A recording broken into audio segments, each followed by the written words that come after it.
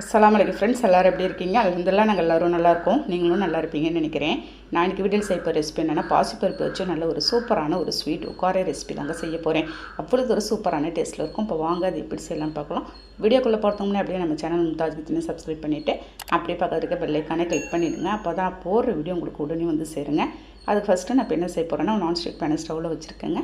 ஒரு 150 கிராம் அளவுக்கு இருக்கும். நான் வந்து பாசிப்பருப்பு எடுத்து நல்லா வாசனை வர வரைக்கும் வறுத்து எடுத்துகிட்டு போகிறேன். இப்போ ஃப்ளேமை வந்து லோ ஃப்ளேமில் வச்சுட்டு நீங்கள் வந்து 2-3 நிமிஷம் நல்லா வறுத்துட்டா போதுங்க. பாருங்கள், இந்த அளவுக்கு நீங்கள் வந்து வறுத்துக்கணும். இதை ஒரு 2 மணி தண்ணி ஊற்றி அலசி எடுத்துகிட்டு வந்துடுறேன். பாருங்கள், க்ளீன் பண்ணிட்டு எடுத்துகிட்டு வந்துட்டு தேவையான அளவுக்கு நம்ம வந்து தண்ணி ஊற்றி வேக வச்சிடலாம்.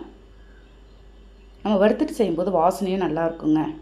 நல்லா மூடி போடாது உங்களுக்கு வந்து பொங்கி வந்துடும். மூடி போடாது நீங்கள் வந்து வேக வச்சுக்கோங்க. இல்லாட்டி குக்கரில் கூட போட்டு ஒரு 2 விசில் விட்டு எடுத்திங்கன்னா உங்களுக்கு சீக்கிரமே வெந்து வந்துடும். பாருங்கள், நல்ல ஒரு கையாலேயே மிக்ஸ் கொடுத்துடலாம். அதில் இருக்க தண்ணியெல்லாம் நமக்கு வந்து சுண்டி வர அளவுக்கு நல்ல ஒரு மிக்ஸ் கொடுத்துடணுங்க. பாருங்கள், லோ ஃப்ளேமில் வச்சு அடி பிடிச்சிடக்கூடாது. அடி பிடிச்சிட்டு உங்களுக்கு அது ஸ்மெல்லே வேறு மாதிரி ஆகிடும். 1 கப் பாசிப்பருப்புக்கு நம்ம வந்து 1/2 கப்பு நான் வந்து நாட்டு சர்க்கரை சேர்த்துட்ருக்கேன். உங்கள்கிட்ட வெள்ளம் இருந்தாலும் அதே மாதிரி 1/2 கப்பு சேர்த்து நீங்கள் வந்து வெள்ளை கரைசலாக வைக்க நீங்கள் வந்து கூட சேர்த்துக்கலாங்க.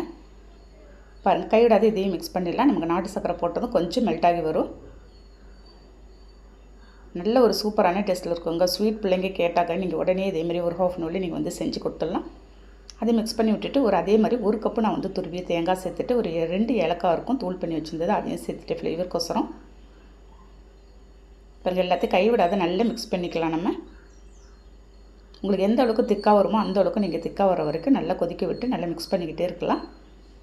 இந்த ஸ்வீட் எடுத்து காட்டுறதுக்கோசரம் நான் கொஞ்சமாக தூள் உப்பு சேர்த்து திரும்ப கைவிடாது மிக்ஸ் பண்ணிகிட்டு இருக்கேங்க. இதுக்கு வந்து நெய் வந்து உங்களுக்கு அந்த அளவுக்குலாம் அதிகமாக தேவைப்படாது.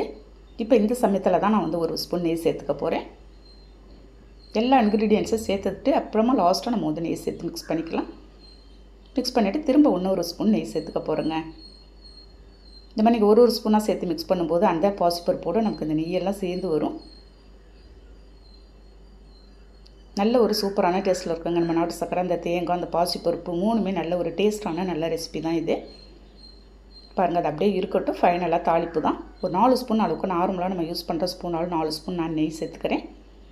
உங்கள்கிட்ட எந்த நட்ஸ் இருக்கோ நீங்கள் வந்து அதை சேர்த்துக்கலாம். நான் பாதாமும் முந்திரியும் மட்டும் சேர்த்துருக்கேன்.